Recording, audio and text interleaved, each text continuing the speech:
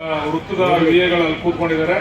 ಅರ್ಜಿಗಳನ್ನ ಕೊಟ್ಟು ಅದನ್ನ ನೀವು ನೀಟಾಗಿ ನಿಮ್ಮ ಫೋನ್ ನಂಬರ್ ಬರೆದು ವಿಳಾಸ ಬರೆದು ನಿಮ್ಮ ಸಮಸ್ಯೆ ಬರೆದು ಅದು ಕೊಟ್ಟು ಹೋದ್ರೆ ನೀವು ಒಂದು ಎಂಡಾರ್ಮೆಂಟ್ ಕೂಡ ಕೊಡ್ತಾರೆ ಅವರು.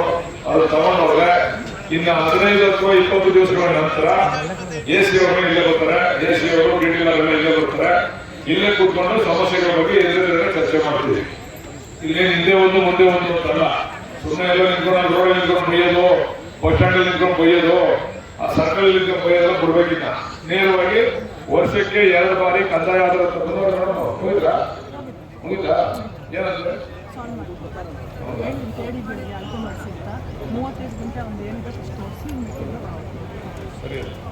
ಈಗ ನಮ್ಮ ರಾಮನಗರ ತಹಶೀಲ್ದಾರರು ಬಂದಿದ್ದಾರೆ. ನಮ್ಮ ತಹಶೀಲ್ದಾರ್ಗೆ ಸ್ವಲ್ಪ ಹುಷಾರಿಲ್ಲ ಅಂತ ಹೇಳಿ ನಮ್ಮ ರಾಮನಗರ ತಹಶೀಲ್ದಾರ್ ಇರ್ತಾರೆ. ನಿಮ್ಗೆ ಏನ್ ಸಮಸ್ಯೆ ಇದ್ರು ಕೂಡ ಅವ್ರ ನಿಮ್ಮ ಹತ್ರ ಚರ್ಚೆ ಮಾಡಿ ಇಲ್ಲಿ ಬಗೆಹರಿಸ್ತಾರೆ.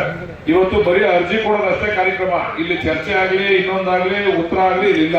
ನಿಮ್ಗೆ ಇನ್ನೊಂದು ದಿವಸ ಕೊಡ್ತೀವಿ ಅವ್ರಿಗೆ ಕೆಲಸ ಮಾಡಕ್ಕೆ ಒಂದು 20 ದಿವಸನೋ ಅಥವಾ 30 ದಿವಸನೋ ಒಂದು ತಿಂಗಳು ಅವಕಾಶ ಕೊಡ್ತೀವಿ. ಅದಾದ್ಮೇಲೆ ನಿಮ್ಗೆ ಇಲ್ಲಿ ಕರಿತೀವಿ ನಾವು. ನಿಮ್ ಕೆಲಸ ಅವ್ರು ಆಗ್ಲಿಲ್ಲ ಅಂದ್ರೆ ಎದುರುಗಡೆ ನಿಮ್ಮ ಅಧಿಕಾರಿಗಳೆಲ್ಲ ಇಲ್ಲೇ ಇರ್ತಾರೆ. ಎದುರುಗಡೆ ಚರ್ಚೆ ಆಗ್ತದೆ ನಿಮ್ ಸಮಸ್ಯೆಗಳೇನು ಅಂತೇಳಿ.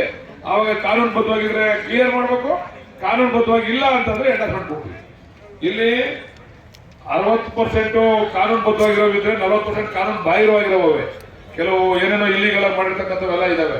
ಅದಕ್ಕೆ ಎದುರುಗಡೆ ಚರ್ಚೆ ಮಾಡೋಣ. ಈ ಕಾನೂನು ಬಾಹಿರವಾಗಿರೋರು ಏನ್ ಮಾಡ್ತಾರೆ ಅಂದ್ರೆ ಹೊರಗಡೆ ಹೋಗಿ ಚರ್ಚೆ ಮಾಡ್ತಾರೆ. ರೋಡಲ್ಲಿ ಬೀದಿಲಿ ಅವ್ರು ಹಂಗೆ ಇವ್ರು ಹಿಂಗೆ, ಈ ಸರಿಯಾಗಿ ಮಾಡ್ತಾ ಇಲ್ಲ, ಅವ್ರು ಸರಿಯಾಗಿ ಈಗ ಗೊತ್ತಾಗಬೇಕಲ್ಲ. ಇಲ್ಲಿ AC ಸರಿಯಾಗಿ ಮಾಡ್ತಾ ಇಲ್ವೋ, ತಹಶೀಲ್ದಾರ್ ಸರಿಯಾಗಿ ಮಾಡ್ತಾ ಇಲ್ವೋ, DDL ಸರಿಯಾಗಿ ಮಾಡ್ತಾ ಇಲ್ವೋ, ADL ಸರಿಯಾಗಿ ಮಾಡ್ತಾ ಇಲ್ವೋ ಅಂತ ಇಲ್ಲೇ ನಿಮ್ಮ ಎದುರುಗಡೆ ಚರ್ಚೆ ಮಾಡ್ತೀವಿ. ಇದೇ ವೇದಿಕೆ ಮೇಲೆ ಕೂತ್ಕೊಂಡು ಚರ್ಚೆ ಮಾಡ್ತೀವಿ. ದಯಮಾಡಿ ಇವತ್ತೆಲ್ಲ ಅರ್ಜಿಗಳನ್ನ ಕೊಟ್ಟು ನಿಮ್ಮ ಫೋನ್ ನಂಬರ್ ಕೊಟ್ಟು ನಿಮ್ಮ ಅಡ್ರೆಸ್ ಎಲ್ಲ ಕೊಟ್ಟು ಇವತ್ತು ಸಂಜೆವರೆಗೂ ಕೂಡ ಇರ್ತದೆ. ಬರೀ ಒಂದೇ ಅಲ್ಲ, ಈಗ ತಿರ್ಸಂದ್ರ ಮತ್ತೆ ಕುದುರೆ ಹೋಬಳಿನಲ್ಲೂ ಕೂಡ ಹೋಗ್ತಾ ಇದೀವಿ ನಾವು. ಅಲ್ಲೂ ಕೂಡ ಈ ತರ ಮಾಡಿದೀವಿ.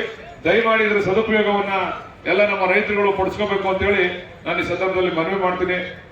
ಮೇಡಮ್ ಅವರ ಸ್ವಲ್ಪ ನೀವು ಸ್ವಲ್ಪ ಕೂತ್ಕೊಂಡು ಮಾಡ್ಬೇಕ್ರಿ ಎಲ್ಲ ನೀಟಾಗಿ ಅರ್ಜಿಗಳು ತಗೊಂಡು. ಈಗ ನಮ್ಮ ಇವ್ರು ಬಂದಿದ್ದಾರೆ, ಯಾರೋ ನಮ್ಮ ನರಸಿಂಹಮೂರ್ತಣ್ಣ ಅವರ ಬ್ರದರ್ ಅಲ್ಲಲ್ಲ, ಅವರಲ್ಲ ರೀ, ಆ ಬ್ರದರ್ ಅಲ್ಲ ರೀ, ಇವ್ರು ನಮ್ಮ ಪತ್ರಕರ್ತರು ನರಸಿಂಹಮೂರ್ತಣ್ಣ ಅವ್ರ ಬ್ರದರ್.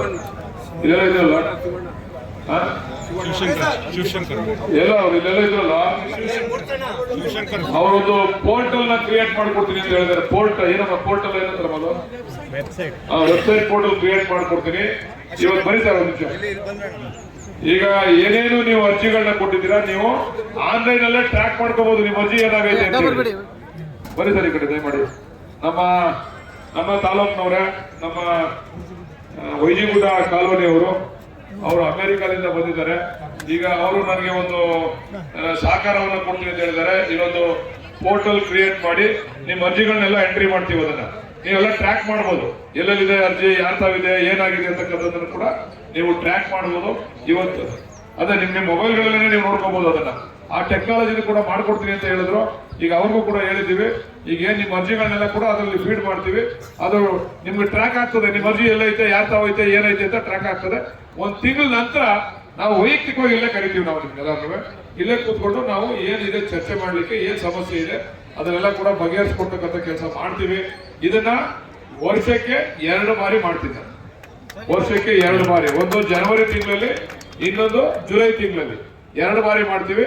2 ಬಾರಿ, ವರ್ಷಕ್ಕೆ 2 ಬಾರಿ ಮಾಡಿದ್ರೆ ಬಹುಶಃ ನಾನು ಅನ್ಕೊಂಡಿದ್ದೀನಿ ಇಲ್ಲಿ ಯಾರು ಕೂಡ ಅಲ್ಲೋಗಿ ತಾಸಿದ DC ಹತ್ರಕ್ಕೆ ಹೋಗು, ಅಲ್ಲಿ AC ಹತ್ರಕ್ಕೆ ಹೋಗು, ನೀನು ಅಲ್ಲೋಗಿ ಇಲ್ಲೋಗು ಅಂತ ಅಲ್ದಾಡ್ತಕ್ಕಂಥದ್ದು ಮಾಡೋದಕ್ಕೆ ಆಗೋದಿಲ್ಲ. ಎಲ್ಲ ನಿಮ್ಗೆ ಉತ್ತರ ಇಲ್ಲೇ ಸಿಗ್ತದೆ. ಅದರಿಂದ ದಯಮಾಡಿ ತಾವೆಲ್ಲ ಸಹಕಾರ ಕೊಡ್ಬೇಕು. ಈಗ ನಾನು ಮನವಿ ಮಾಡ್ತಾ ಇದ್ದೀನಿ. ನಾನು ಅದನ್ನು ಹೇಳ್ತೀನಿ, ಯಾರ್ಯಾರು ಒತ್ತುವರಿ ಮಾಡಿದ್ದೀರಾ ದಯಮಾಡಿ ಬಲಾಢ್ಯರು ಒತ್ತುವರಿ ಮಾಡಿದ್ದೀರಾ, ಬಡವರು ಒತ್ತುವರಿ ಮಾಡಿಸ್ಕೊಂಡವ್ರೆ, ನೀವು ಒತ್ತುವರಿ ಜಾಗಗಳನ್ನ ನೀವೇ ಬಿಡ್ಬೇಕು. ಇಲ್ಲದೆ ಹೋದ್ರೆ ನಾವೇ ಪೊಲೀಸ್ನವ್ರನ್ನೆಲ್ಲ ಕಳಿಸಿ ಒತ್ತುವರಿ ಇರೋಗರೋ ವಂಚು. ನಾನು ಹೇಳ್ತಾ ಇರೋ ನಾನು ಏನ್ ಹೇಳ್ತಾ ಇದ್ದೀನಿ ಅಂದ್ರೆ, ಬಲಾಢ್ಯರು ಒತ್ತುವರಿ ಮಾಡ್ಕೊಂಡಿದ್ದೀರಾ, ನೀವೇ ಬಿಡ್ಬೇಕು. ಇಲ್ಲದೆ ಇದ್ರೆ ಕಾನೂನು ರೀತಿ ನಿಮ್ಮ ಮೇಲೆ ಕ್ರಮ ಆಗ್ತದೆ. ಬಾಲಕೃಷ್ಣ ಒತ್ತುವರಿ ಮಾಡ್ಕೊಂಡಿದ್ರು ಬಿಡ್ಬೇಕು, ಇನ್ನೊಬ್ಬ ಒತ್ತುವರಿ ಮಾಡ್ಕೊಂಡಿದ್ರು ಬಿಡ್ಬೇಕು. ನೀವಲ್ಲಿ ಕೈಲಾಗಲ್ಲ ಅವ್ರಿಗೆ ಏನ್ಬಿಟ್ಟು ರೋಪ್ ಹಾಕೋದು, ನಾವು ಬಿಡಕ್ಕಾಗಲ್ಲ, ಕೋರ್ಟ್ಗೆ ಹೋಗೋದು ಅವೆಲ್ಲ ಆಗಲ್ಲ. ನಿಮ್ಮೆಲ್ಲ 107 ಕೇಸ್ಗಳಾಯ್ತವೆ, ಆಮೇಲೆ ತೊಂದರೆ ಆಯ್ತದೆ. ದಯಮಾಡಿ ಯಾರ್ಯಾರು ಒತ್ತುವರಿ ಇದನ್ನೇನೋ ಪಿತ್ರಾಜಿತ ಆಸ್ತಿಗಳನ್ನ ಒತ್ತುವರಿ ಮಾಡ್ಕೊಂಡಿರ್ತಕ್ಕಂಥ ಉದಾಹರಣೆಗಳೆಲ್ಲ ಇದಾವೆ. ಯಾರ್ಯಾರು ಒತ್ತುವರಿ ಮಾಡಿದೀರಾ ಗೌರವವಾಗಿ ಬಿಡ್ಬೇಕು. ಅದನ್ನ ಅವ್ರು ಒತ್ತುವರಿ ಆಗಿರ್ತಕ್ಕಂಥದ್ದು ಸ್ಕೆಚ್ ಮಾಡ್ತಾರೆ, ಬಂದು ADLR ಮತ್ತೆ ಸರ್ವೇಯರ್ಸ್ ಬಂದು ಸ್ಕೆಚ್ ಮಾಡ್ತಾರೆ, ಎಷ್ಟು ಒತ್ತುವರಿ ಆಗಿದೆ ಅಂತಕ್ಕಂಥದ್ದನ್ನ ದಯಮಾಡಿ ಬಿಡ್ಬೇಕು. ಎಲ್ಲರೂ ಬಡವರು ಬದುಕಬೇಕು, ಬರೀ ಮರಾಠಿನ ಬದುಕಕ್ ಆಗಲ್ಲ ಈ ಸಮಾಜದಲ್ಲಿ. ಬಡವರು ಬದುಕಬೇಕು. ಕೈಲಾಗದಿರೋರಿಗೆ ನಾನು ಒತ್ತುವರಿ ಮಾಡ್ಕೊಂಡಿದ್ದೀನಿ, ನೀನು ಹೋಗಿ ಕೋರ್ಟ್ಗೆ ಹೋಗು ಅಂತಂದ್ರೆ ಅದಕ್ಕೆ ಅವಕಾಶ ಇಲ್ಲ. ಪೊಲೀಸು ಅಧಿಕಾರಿಗಳು ಬಂದು ನಾವೇ ಖುದ್ದು ನಿಂತ್ಕೊಂಡು ಒತ್ತುವರಿ ಕ್ಲಿಯರ್ ಮಾಡಿಸ್ಕೊಡ್ತೀವಿ. ದಯಮಾಡಿ ಎಲ್ಲರೂ ಅವರವರೇ ಬಿಡೋದು ಸೂಕ್ತ. ಆಮೇಲೆ ಅದು ಪಿತ್ರಾರ್ಜಿತ ಒತ್ತುವರಿ ಆಗಿರ್ತಕ್ಕಂಥದ್ದು ಶಾಶ್ವತವಾದಂಥದ್ದು. ಅದು ಯಾವುದೇ ಕಾರಣಕ್ಕೆ ನೀವು ಅದನ್ನ ಡಾಕ್ಯುಮೆಂಟ್ ಬದಲಾವಣೆ ಮಾಡ್ಕೊಳಕ್ ಆಗಲ್ಲ. ಡಾಕ್ಯುಮೆಂಟ್ ಅವ್ರ ಹೆಸರು ಇರ್ತದೆ, ಪೊಸಿಷನ್ ನೀವಿರ್ತೀರಾ, ಇದನ್ನ ಬಿಡ್ಲೇಬೇಕು. ಇದು ನಿರ್ದಾಕ್ಷಿಣ್ಯವಾಗಿ ಹೇಳ್ತಾ ಇರ್ತಕ್ಕಂಥ ಮಾತಿಂದ ನಾನು. ಒತ್ತುವರಿ ಮಾಡ್ಕೊಂಡಿರ್ತಕ್ಕಂಥವ್ರು ಪಾಪ ಬಡವರು ಅವ್ರು ಬಿಡ್ಸ್ಕೊಳಕ್ ಆಗಲ್ಲ, ಅವ್ರು ಪೊಲೀಸ್ ಸ್ಟೇಷನ್ ಬರಕ್ಕಾಗಲ್ಲ, ತಾಲೂಕು ಆಫೀಸ್ ಓಡಾಡಕ್ಕಾಗಲ್ಲ. ಅವ್ರಿಗೆಲ್ಲ ದೌರ್ಜನ್ಯ ಮಾಡೋದು. ಸ್ವಲ್ಪ ಶಕ್ತಿ ಅದ ನನಗೆ ಹೇಳ್ಬಿಟ್ಟು ದೌರ್ಜನ್ಯ. ಅದು ಯಾವ ಪಾರ್ಟಿಯವರಾಗಿರ್ಲಿ, ಅವ್ರಿಗೆ ಎಷ್ಟೇ ಶಕ್ತಿ ಇರಲಿ, ಅದು ದಯಮಾಡಿ ಎಲ್ಲರೂ ಕೂಡ ಒತ್ತುವರಿ ಮಾಡ್ಕೊಂಡಿರ್ತಕ್ಕಂಥವ್ರು ಬಿಡ್ಬೇಕು. ಇದು ಒಂದು ಏನೋ ಒಂದು ರೆವಲ್ಯೂಷನ್ ರೀತಿಯಲ್ಲಿ ಆಗ್ತಾ ಇರ್ತಕ್ಕಂಥ ಕಾರ್ಯಕ್ರಮ ಇದೆ. ಎಲ್ಲರೂ ಬಿಡ್ಬೇಕು. ನೀವು ಒತ್ತುವರಿ ಮಾಡ್ಪಾಪ ಅವ್ರ ಕೈಲಿ ಆಗಲ್ಲ ಬಿಡ್ಸ್ಕೊಳಕ್ಕೆ. ಸ್ಟೇಷನ್ಗೆ ಹೋಗ್ತಾರೆ, ಅಲ್ಲಿ ಹೋಗಿ ತಾಲೂಕು ಆಫೀಸ್ಗೆ ಹೋಗ್ತಾರೆ, ಅದು ಪ್ರಶ್ನೆ ಇಲ್ಲ. ಒಂದು ಅಳತೆ ಮಾಡಿದ್ಮೇಲೆ ನಿಮ್ದು ಒತ್ತುವರಿ ಇದ್ರೆ ತೋರಿಸ್ತಾರೆ, ಅದನ್ನ ದಯಮಾಡಿ ಬಿಡ್ಬೇಕು ಅಂತ ನಿಮ್ಮಲ್ಲಿ ಕೈ ಜೋಡಿಸಿ ಮನವಿಯನ್ನ ಮಾಡ್ತಾ ಇದ್ದೀನಿ. ಎಲ್ಲರೂ ಸಹಕಾರ ಕೊಡ್ಬೇಕು. ನಾವೆಲ್ಲ ಅಣ್ತಂದಿರೋ ಈ ತಾಲೂಕಿನಲ್ಲಿ ನಾವು ಬಾಳ್ತಾ ಇರ್ತಕ್ಕಂಥವ್ರೆಲ್ಲ ಅಣ್ತಂದಿರೋ. ನಾವು ಅಣ್ತಂದಿರೋ ಎಲ್ಲರೂ ಕೂಡ ನೆಮ್ಮದಿಯಾಗಿ ಬದುಕಬೇಕು. ಇಲ್ಲಿ ಅವ್ರ ಕೈಲಿ ಆಗಲ್ಲ ಅಂತೇಳಿ ಅವನ ದೌರ್ಜನ್ಯ ಮಾಡೋದು. ಅವ್ರ ಶಕ್ತಿ ಭಗವಂತ ಇವತ್ತು ಅವ್ರ ಶಕ್ತಿ ಕೊಡದೇ ಇರ್ಬೋದು, ನಾಳೆಗೆ ಅವ್ರ ಶಕ್ತಿ ಕೊಡ್ತಾನೆ. ಇವತ್ತು ಶಕ್ತಿ ಇರ್ಬೋದು, ನಾಳೆಗೆ ಶಕ್ತಿ ಕಳಿತಾನೆ. ಇದು ಚಕ್ರ ಇದ್ದಂಗೆ. ಇದು ಶಕ್ತಿ ಇರೋರು ಮೇಲ್ಕೋಯ್ತಾನೆ, ಶಕ್ತಿ ಇಲ್ದಿರೋರು ಕೆಳಗ ಪುನಃ ಶಕ್ತಿ ಇಲ್ದಿರೋರಿಗೆ ಭಗವಂತ ಶಕ್ತಿ ಕೊಟ್ಟೆ ಕೊಡ್ತಾನೆ. ದಯಮಾಡಿ ನಾವು ಅರ್ಥ ಮಾಡ್ಕೋಬೇಕು. ನಾವೆಲ್ಲ ಅಣ್ತಂದಿರೋ ತಾಲೂಕಲ್ಲಿ ಬದುಕ್ತಾ ಇರ್ತಕ್ಕಂಥಲ್ಲ. ಯಾರಿಗೂ ದುರಾಸೆ ಬೇಡ. ಬೇರೆಯವ್ರ ಜಮೀನ ಒತ್ತುವರಿ ಮಾಡ್ಕೊಂಡು, ಅಣ್ತಂದಿರ ಜಮೀನ ಒತ್ತುವರಿ ಮಾಡ್ಕೊಂಡು, ನಾವು ಅಣ್ತಂದಿರ ಭಾಗನೆ ಕೊಡದೆ ಅವ್ರು ರೋಪ್ ಹಾಕೊಂಡು ಇವೆಲ್ಲ ಮಾಡೋದು ಬೇಡ. ನಾವೆಲ್ಲ ಅಣ್ತಂದಿರ ರೀತಿ ಬದುಕೋಣ. ದಯಮಾಡಿ ಎಲ್ಲರೂ ಕೂಡ ಸಹಕಾರ ಕೊಡ್ಬೇಕು ಅಂತ ಹೇಳಿ ತಮ್ಮಲ್ಲಿ ಕೈ ಜೋಡಿಸಿ ಎಲ್ಲರೂ ಮನವಿ ಮಾಡ್ತೀನಿ. ಇದೊಂದು ಹೇಳ್ತಿದ್ದೀನಲ್ಲ, ಇದೊಂದು 2 ವರ್ಷದಲ್ಲಿ ಇದಕ್ಕೊಂದು ಇತಿಶ್ರೀ ಆಡ್ಬೇಕು. ನಾವು ಯಾವಾಗ ನೋಡಿದ್ರು MLA ಬೈಯೋದಲ್ಲಿ ನಿಂತ್ಕೊಂಡು, ಅಧಿಕಾರಿಗಳು ಬೈಯೋದು, ಸ್ಟ್ರೈಕ್ ಮಾಡೋದು, ಇವೆಲ್ಲ ತಪ್ಪಿಸ್ಬೇಕು ಅಂದ್ರೆ ಈ ಕಾರ್ಯಕ್ರಮ. ಸರ್ ಗೋಮಾಳದ್ದು ಒಂದು ಅರ್ಜಿ ತಗೊಂತ ಇಲ್ಲ ಸರ್. ಗೋಮಾಳ ಗುರು 50-53 ಅರ್ಜಿ ಕೊಟ್ಟು 57 ಐತೆ ಮ್ಯಾಮ್. 57 ಯಾರು ತಗೊಳಲ್ಲ, ಯಾರು ಕೊಡಲ್ಲ. 57 ಯಾವುದೇ ಕಾರಣಕ್ಕೆ ಸರ್ಕಾರ ಮಂಜೂರಾತಿ ಮಾಡ್ಕೊಡಲ್ಲ. ಇರೋ ವಿಚಾರಕ್ಕೆ ನಾನು ಇಲ್ಲಿ ಯಾರನ್ನೋ ಮೆಚ್ಚಕ್ಕೋಸ್ಕರ ಮಾತಾಡ್ತಾ ಇಲ್ಲ, ಯಾರನ್ನೋ ಸಮಾಧಾನ ಮಾಡಕ್ಕೋಸ್ಕರ ಮಾತಾಡಲ್ಲ. ಇರೋ ಕಾನೂನು ಹೇಳ್ತಾ ಇದ್ದೀನಿ. 50-53 ಅರ್ಜಿ ನಿಮ್ದು ಇದ್ದು ಅಂದ್ರೆ ನಿಮ್ಮ 18 ಕಿಲೋಮೀಟರ್ ವ್ಯಾಪ್ತಿ ಬರ್ತದೆ ಬೆಂಗಳೂರಿಂದ, ಅದರಿಂದ ಆಚೆ ಇದ್ದು, ಇಲ್ಲಿ ಮಾಗಡಿಯಿಂದ 3 ಕಿಲೋಮೀಟರ್, ಟೌನ್ ಇಂದ 3 ಕಿಲೋಮೀಟರ್ ವ್ಯಾಪ್ತಿ ಇರ್ತಕ್ಕಂಥ ಆಚೆ ಇದ್ರೆ ಎಲ್ರಿಗೂ ಕೂಡ ಇನ್ನೊಂದು ವರ್ಷದಲ್ಲಿ ಎಲ್ರಿಗೂ ಹಕ್ಕುಪತ್ರ ಕೊಡ್ತೀವಿ. ಆಮೇಲೆ ಇನ್ನೊಂದು ತಿಳ್ಕೋಬೇಕು, ಇಲ್ಲಿ ಉಪಗ್ರಾಮಗಳನ್ನ ಮಾಡ್ತಾ ಇದೀವಿ. ಕಂದಾಯ ಗ್ರಾಮಗಳನ್ನ, ಉಪಗ್ರಾಮಗಳನ್ನ ಯಾರ್ಯಾರು ಕೆಲವರೆಲ್ಲ ಮನೆ ಕಟ್ಕೊಂಡ್ಬಿಟ್ಟವ್ರೆ, ಸರ್ಕಾರಿ ಜಾಗದಲ್ಲಿ, ಪ್ರೈವೇಟ್ ಜಾಗದಲ್ಲಿ ಮನೆ ಕಟ್ಕೊಂಡ್ಬಿಟ್ಟವ್ರೆ, ಊರಿಂದ ಆಚೆ ಇದಾವೆ. 10 ಮನೆಗಳಿಗಿಂತ ಹೆಚ್ಚು ಇದ್ರೆ ಅವ್ರಿಗೆಲ್ಲ ಕೂಡ ನಾವು ಈ ಸ್ವತ್ತನ್ನ ಕೊಡ್ತಕ್ಕಂಥ ಕೆಲಸ ಕೂಡ ಮಾಡ್ತಾ ಇದೀವಿ. ಇಡೀ ತಾಲೂಕಲ್ಲಿ ನಮಗೆ ಗೊತ್ತಿರೋಂಗೆ ಒಂದು ಎಲ್ಲ ಸೇರಿ ಒಂದು 5,000 ಜನಸಂಖ್ಯೆ ಸಿಕ್ಕದ ತರ. ಅವರು ಪಾಪ ಲೋನು ತಗೊಳಕ್ಕಾಗಲ್ಲ, ಮನೆ ಕಟ್ಕೊಳಕ್ಕಾಗಲ್ಲ, ದಾಖಲಾತಿ ಇರಲ್ಲ. ಯಾರ್ಯಾರು ಮಾಡ್ತಾ ಇದ್ರೆ ಅದನ್ನು ಕೂಡ ಮಾಡ್ತಾ ಇದೀವಿ. ಈಗ ಇನ್ನು ಕೆಲವೇ 6 ತಿಂಗಳಲ್ಲಿ ಎಲ್ಲರೂ ಕೂಡ ಮಾಡ್ಕೊಡ್ತೀವಿ. ಮತ್ತೆ ಇಲ್ಲಿ ಸಮಸ್ಯೆ ಏನಾಗಿದೆ ಅಂದ್ರೆ, ನೆನ್ನೆ ಎಲ್ಲ ಒಂದು 2-3 ಕಡೆ ನಾನು ಹಳ್ಳಿಗೆ ಹೋದಾಗ ಗೊತ್ತಾಯ್ತು, ಈ ಗ್ರಾಮ ಠಾಣ ಪಕ್ಕದಲ್ಲಿ ಮಾಡ್ತಾ ಇಲ್ಲ. ಈಗ ಅದನ್ನ ಮಿನಿಸ್ಟರ್ ಗಮನಕ್ಕೆ ತರ್ತೀವಿ. ಈಗ ಅಸೆಂಬ್ಲಿನಲ್ಲಿ ತಂದು ಆ ಗ್ರಾಮ ಠಾಣದ ಪಕ್ಕದಲ್ಲಿ ಇರ್ತಕ್ಕಂಥ ಒತ್ತುವರಿ ಮಾಡ್ಕೊಂಡು ಮನೆ, ಸರ್ಕಾರಿ ಜಾಗದಲ್ಲಿ ಮನೆ ಕಟ್ಕೊಂಡಿರ್ತಕ್ಕಂಥವ್ರಿಗೂ ಈ ಸೊತ್ತು ಕೊಡ್ಬೇಕು ಅಂತ ತೀರ್ಮಾನ ಮಾಡಿದೀವಿ. ಅದನ್ನು ಕೂಡ ಮಾಡ್ತೀವಿ. ದಯಮಾಡಿ ಇದನ್ನೆಲ್ಲ ನೀವು ರೈತರು ಅರ್ಥ ಮಾಡ್ಕೋಬೇಕು. ಎಲ್ಲ ನಿಮ್ಗಳಿಗೋಸ್ಕರ, ನಿಮ್ಮ ಸಮಸ್ಯೆಗಳನ್ನ ಬಗೆಹರಿಸೋದಕ್ಕೋಸ್ಕರ ಈ ಕೆಲಸ ಮಾಡ್ತಾ ಇದೀವಿ. ನಾವು ಚರ್ಚೆ ಮಾಡಬೇಕು. ಅಧಿಕಾರಿ ನಿಮ್ಗೆ ಸಮಸ್ಯೆನಾ ಎದುರುಗಡೆ ನೇರವಾಗಿ ಕರೆಸ್ತೀನಿ, ನಾನು ಅವಕಾಶ ಮಾಡ್ಕೊಡ್ತೀನಿ. ಒಂದ್ ದಿವಸ ಒಂದು ಹೋಬಳಿ ಅಂತ ಹೇಳಿದೀನಿ. ಒಂದು ಹೋಬಳಿ, ಮಾಡಬಾರ್ದು ಹೋಬಳಿ ಒಂದ್ ದಿವಸ, ಕಸ್ಬಾ ಹೋಬಳಿ ಒಂದ್ ದಿವಸ, ತಿರ್ಸಂದ್ರ ಹೋಬಳಿ ಒಂದ್ ದಿವಸ, ಕೂದೂರು, ಬಿಡ್ದಿ, ಕೂಟ್ಕಲ್ಲು, ಬಿಡ್ದಿನಲ್ಲಿ ಇನ್ನೂ ಪ್ರಾರಂಭ ಮಾಡಿಲ್ಲ, ಅದನ್ನ ಮಾಡ್ತೀನಿ.